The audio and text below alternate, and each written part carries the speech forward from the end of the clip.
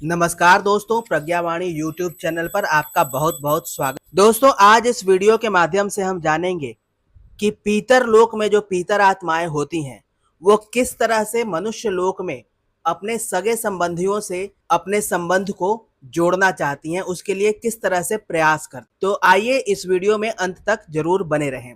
Washington के किसी church में रेवरेंड आर्थर फोर्ड का भाषण था। मृतात्माओं को बुलाने और उनका जीवित मनुष्यों के साथ संबंध स्थापित करने में फोर्ड की उन दिनों अमेरिका में वैसी ही ख्याति थी जिस तरह भारतवर्ष में अहमदनगर के श्री बीडी ऋषि और उनकी धर्मपत्नी की चर्चा रही है। श्रीमती रूथ मॉन्टगोमरी ने फोर्ड के बारे में अनेक बातें सुनी। वह स्वयं अमेरिका की प्रख्यात महिला थी और जॉन डिक्सन के संपर्क में आने के बाद से आत्मा, मृत्यु, परलोक, पुनर्जन्म आदि पर विस्तृत खोज कर रही थी। सौभाग्य ही था कि आज फोर्ड स्वयं किसी आध्यात्मिक भाषण के संबंध में वाशिंगटन पधारे थे।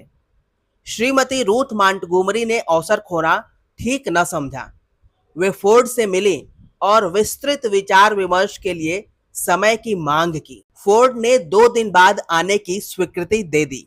2 दिन बाद श्रीमती रूथ मॉन्टगोमरी फोर्ड से नियत स्थान पर फिर मिली और उनसे पूछा, क्या यह निश्चित है कि मृत्यु के बाद जीवन का अंत नहीं हो जाता, वरन आत्माएं अपनी गतिविधियां और क्रियाकलाप उसी प्रकार जारी रखती हैं जिस प्रकार जीवित मनुष्य।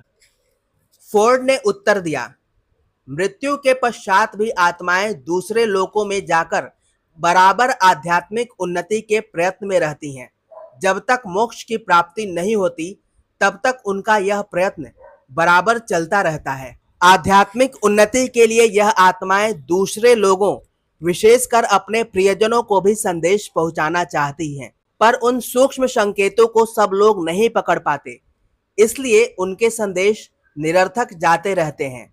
पर कई आत्माएं इतनी बलवान होती हैं कि वे अपनी बात किसी माध्यम से व्यक्त और लिख भी सकती हैं।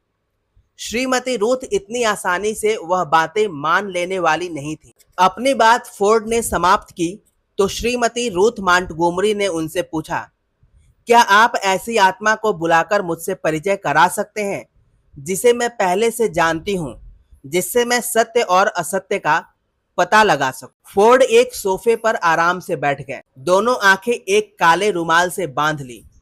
रूथ ने पूछा, क्या बत्ती बुझा देनी चाहिए? पर फोर्ड ने कहा, उसकी कोई आवश्यकता नहीं है। थोड़ी देर बाद एक आवाज आने लगी। यह आवाज यद्यपि फोर्ड के मुख से ही आ रही थी, पर उनकी आवाज से बिल्कुल भिन्न। उसने बताया, यह लो श्रीमती रूथ मॉन्टगोमरी, तुम्हारे चाचा तुमसे भेंट करना चाहते हैं। इनका नाम फ्रेनेट बेनेट है। वह बहुत समय पहले अमेरिका में पादरी थे। श्रीमती रूथ तुरंत बोली, नहीं नहीं, यह गलत है। मेरे इस नाम के कोई चाचा नहीं थे, न ही इस नाम के किसी व्यक्ति को मैं जानती हूँ। इसके बाद माध्यम यानी फोर्ड ने फिर बोलना आरंभ किया, वह भी तुम्हें नहीं जानते, पर उनका कहना है कि तुम्हारे पति उन्हें खूब अच्छी तरह जानते हैं। तुम्हारे पति का नाम बॉब है।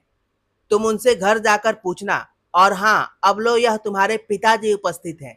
वे अपना नाम विलियम टॉन्स बता रहे हैं। श्रीमती रूथ यह सुनते ही चौंकी। वस्तुतः उनके पिता का यही नाम था। माध्यम ने आगे बोलना आरंभ किया, श्रीमती रूथ, आपके पिता आपको और आपकी माताजी को प्यार कहते हैं। वे बताते हैं कि जब उनकी मृत्यु हुई थी तब तुम उनके पास नहीं थी।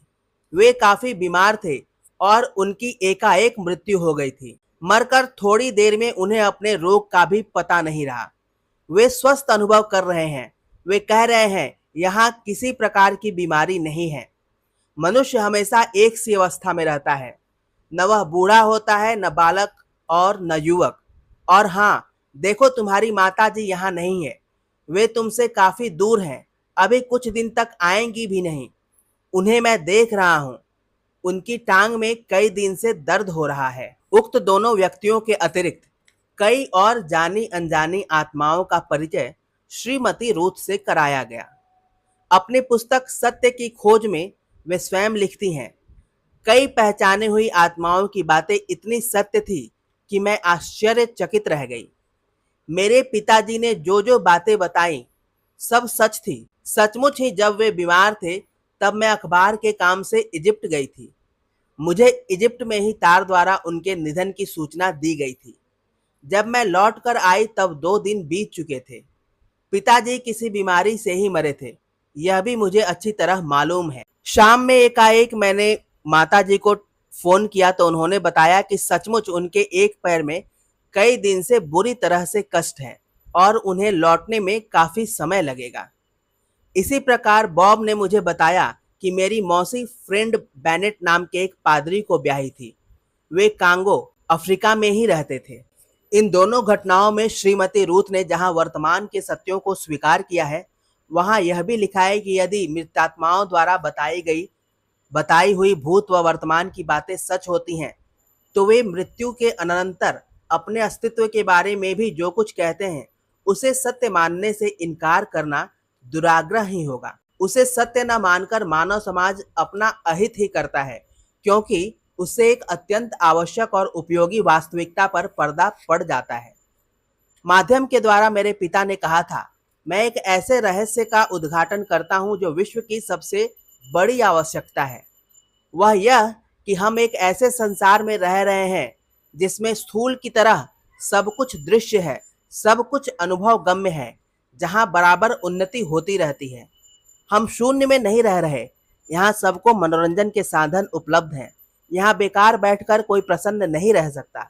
जितना शरीर से काम कर सकता था, उससे अधिक काम मैं अब भी कर सकता हूँ। तुम जानती होगी, मुझे गाने का शौक था।